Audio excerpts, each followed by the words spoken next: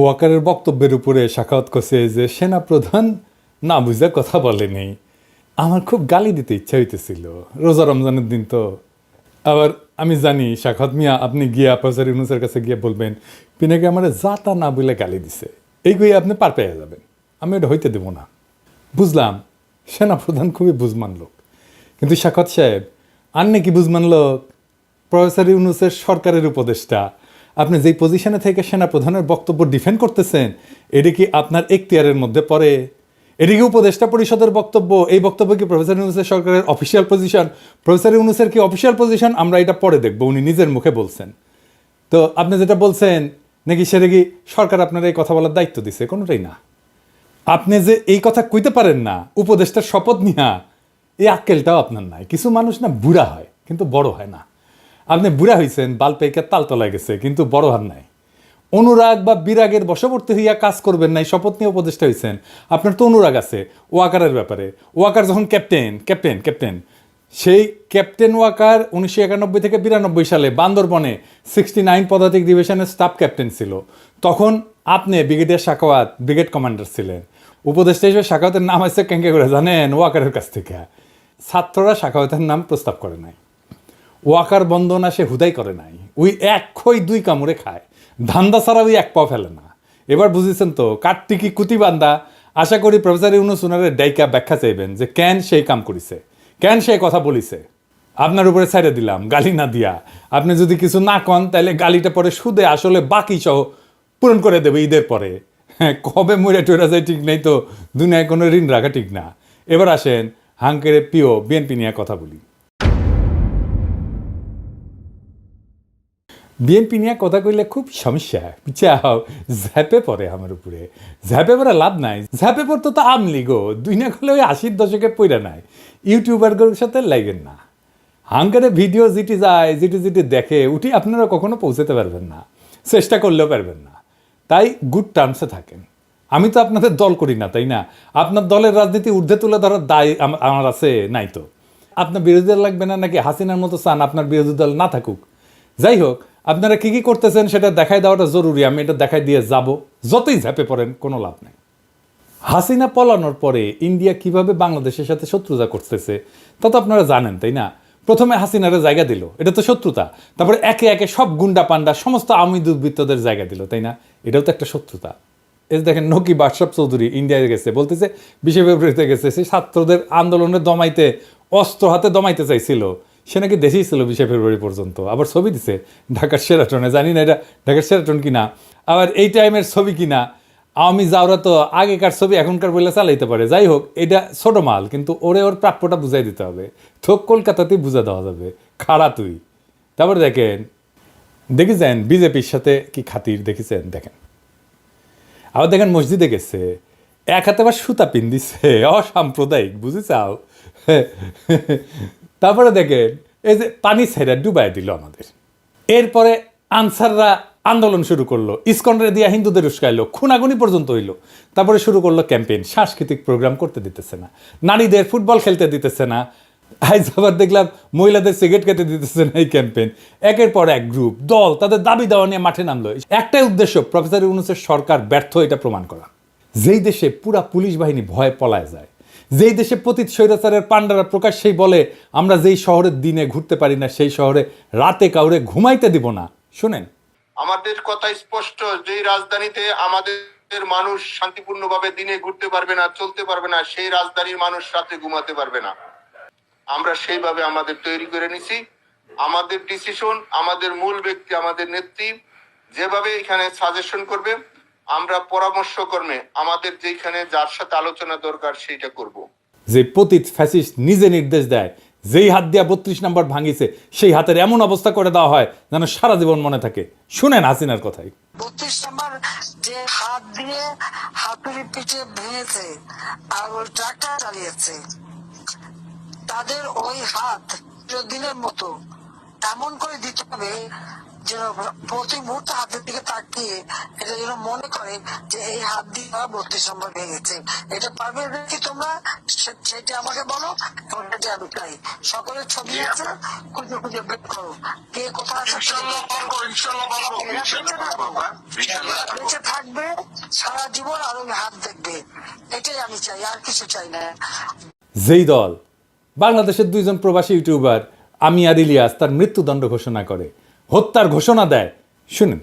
পিনাকি ভট্টাচার্য ফ্রান্সের একটা লয়ের কথা বলি, if you kill someone you don't need to death penalty, maybe life in the prison 10 years 12 years। ফ্রান্সে কি বাংলাদেশের মানুষ নাই? পিনাকির মতন একটা কুকুর এই ধরনের কাজ করে যাবে আর বাংলাদেশের মানুষ এখানে বসে আছে? অ্যাসাইলাম মারা একটা কুকুর এখানে বসে আছে, এই কুকুরটা গলা কাইটা যদি এখানে কোনো মানুষের ডেথ পেনাল্টি হবে না, life in the prison. I am challenging, I am sorry. Islam যদি আমাকে অ্যালাউ করতো কাউকে খুন করা, 1 নম্বরে আমি খুন করতাম, দিস গোয়িং টু লাইফ, 1 নম্বরে আমি খুন করতাম ওই ইয়েকে, কি বলে, ইলিয়াসকে।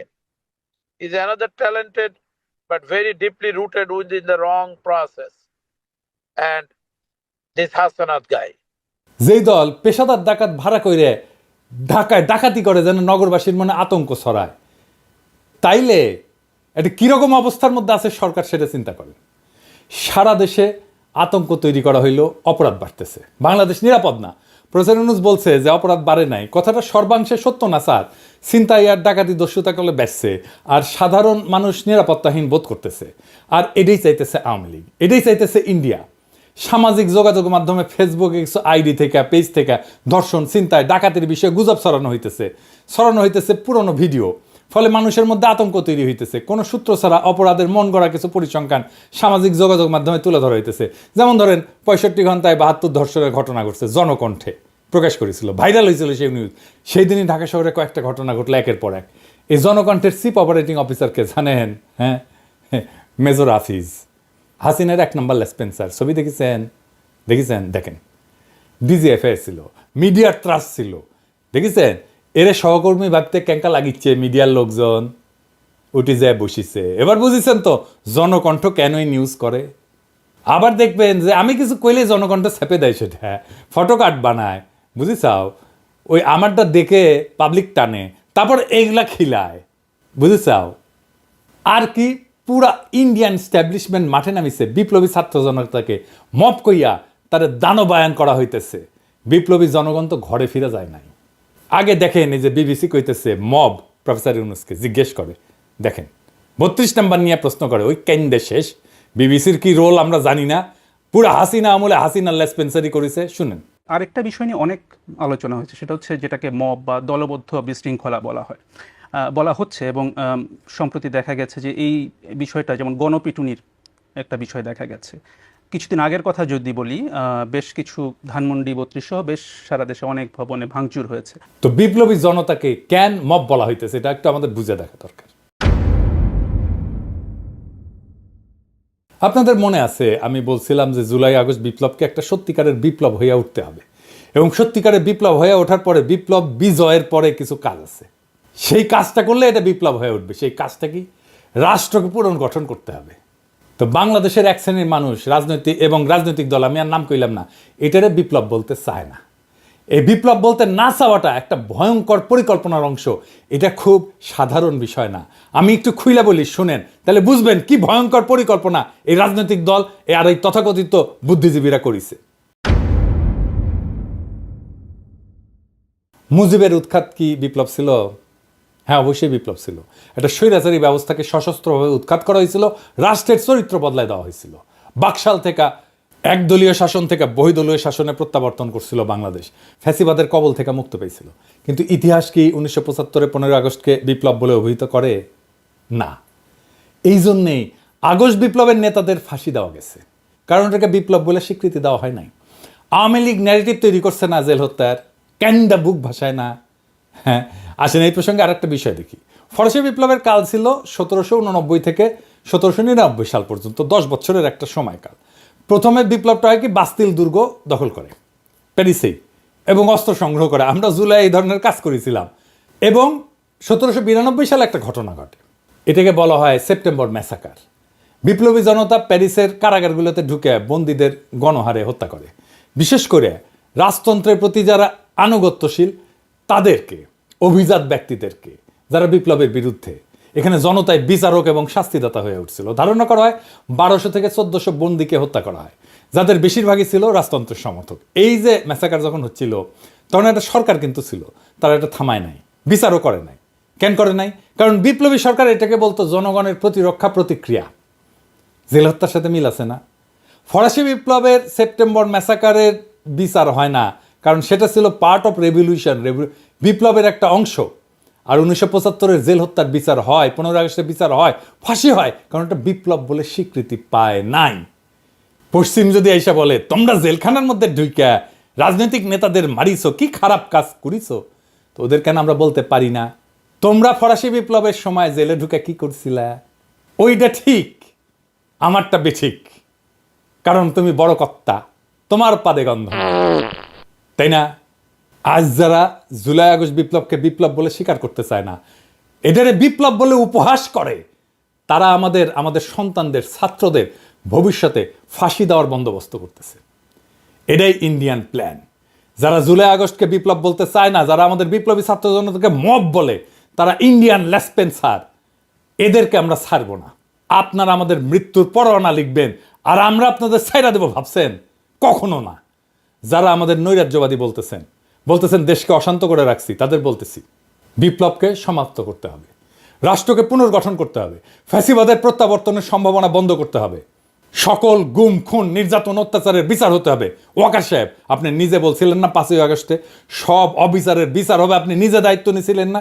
শুনেন, আমি আপনাদের কথা দিচ্ছি, সমস্ত হত্যা, সমস্ত অন্যায়ের বিচার আমরা করব।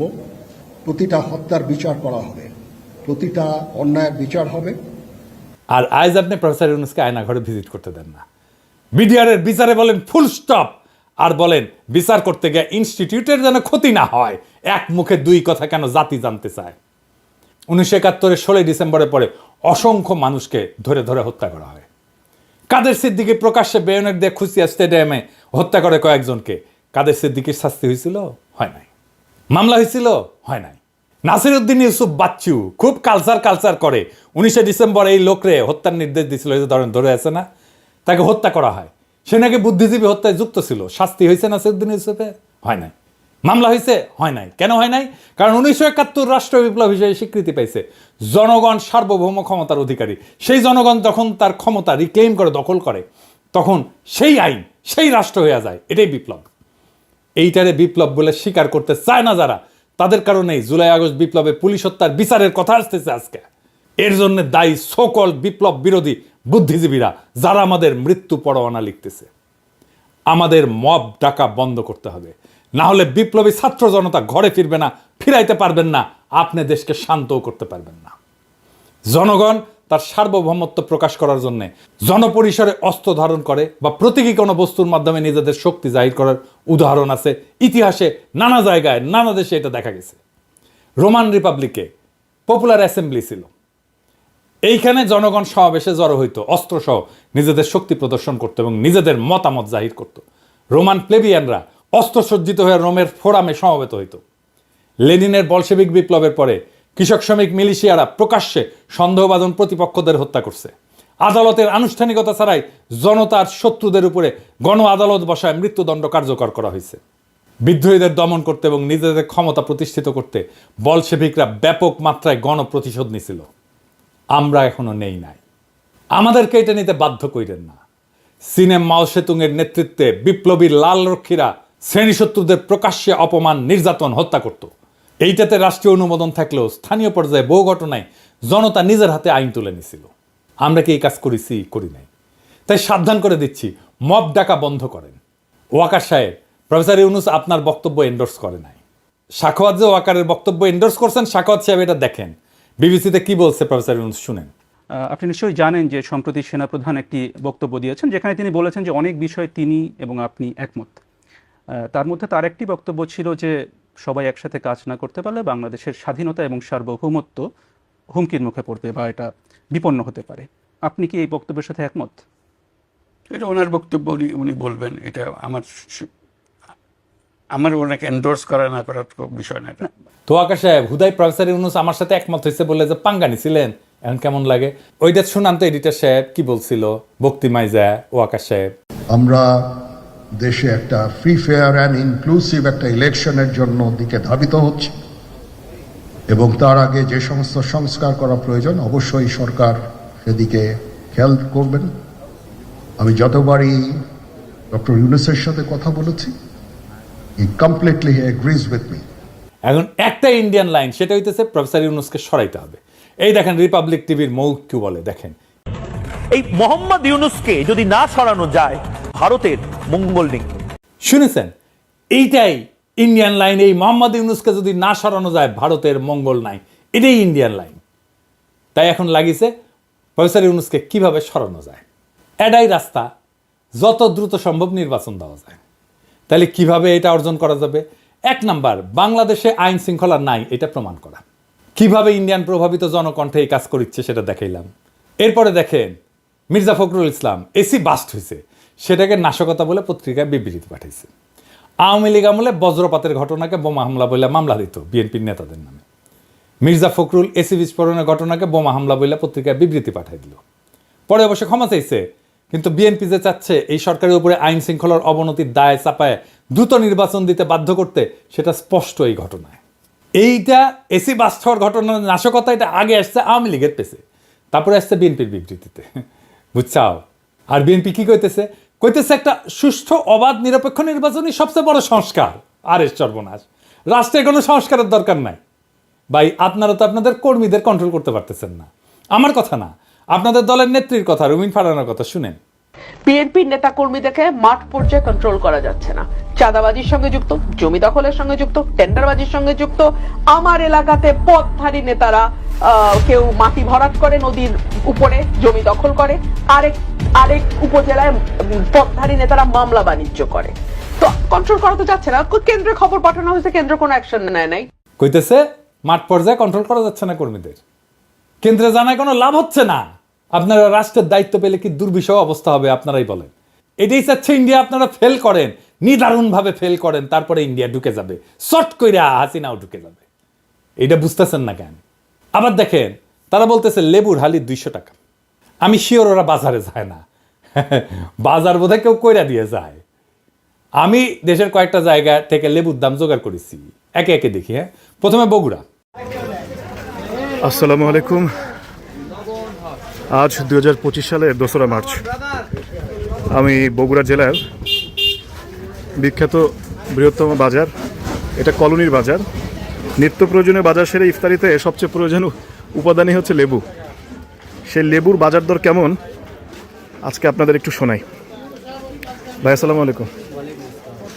আপনার লেবুর দাম কীরকম? আগে 2-3 দিন আগে আমরা বেশি আপনার 70 টাকা 80 টাকা হালি, সেই হিসেবে আজকে একটু কম আছে। যেমন ওইটা বেচতেছি 60 টাকা হালি, এটা 50 টাকা। মানে এই বড়টাই 60 টাকা। ভাই লেবু কত করে যাচ্ছে? 50 টাকা হালি। তারপর লেবুর দামটাই মনে হয় একটু বেশি নাকি? 50 টাকা হালি। ভাই লেবুর বাজার কত যাচ্ছে? 40 টাকা 50 টাকা হালি যাচ্ছে। আচ্ছা, গতকাল কত ছিল? গতকালে একই রেটই ছিল, 50 টাকা। 50 টাকা। কত দেখলেন? 50 টাকা হালি, তাই না? কক্সবাজার আসেন। আমরা আছি এখন কক্সবাজার শহরে কানাইয়া বাজারে। ভাইয়া লেবু কত? খালি কত? খালি 60 টাকা। কত? 15 টাকা। কম হবে না? কত দেখলেন? 60 টাকা হালি, তাই না? পটুয়াখালী আসেন। হালি 50 টাকা। 50 কি দাম কি বাড়ছে টাড়ছে নাকি? না, এখন আগের মতনই আছে। মনে করেন যে রোজার এখন তো সিজন না, রোজার আগে আসলে আপনার 50-60 টাকা, এখন ওই 50 টাকা আছে। কত দেখলেন? 50 টাকা হালি, তাই না? ঢাকায় আসেন। মা মরিচ কত? 250 গ্রাম 25 টাকা। আর বেগুন? বেগুন 70 টাকা। এই লেবুগুলো কত? লেবুর হালি কত? লেবু 60 টাকা হালি, নিলে 50 টাকা হালি। কত দেখলেন? 50 টাকা হালি, তাই না? যশোরে আসেন। বর্তমান দেশি লেবু বাজারে আর না আসার কারণে দেশি লেবুর একটু দাম বেশি। আমাদের বর্তমানে কেনা লাগতেছে দেশি লেবু আপনার 1700 থেকে 1800 টাকার শোয়া। আমরা এখন বেচতেছি 20 টাকা পিস, অর্থাৎ এক হালি বেচতেছি 70 অথবা 80 টাকা। একটু বেশি দাম 80 টাকা হালি, কিন্তু 200 টাকা তো না। তাইলে বলেন এত বড় একটা সবচেয়ে বড় রাজনৈতিক দল লেবুর দাম 200 টাকা হালি কিভাবে বলে? কি বার্তা দিতে চায়?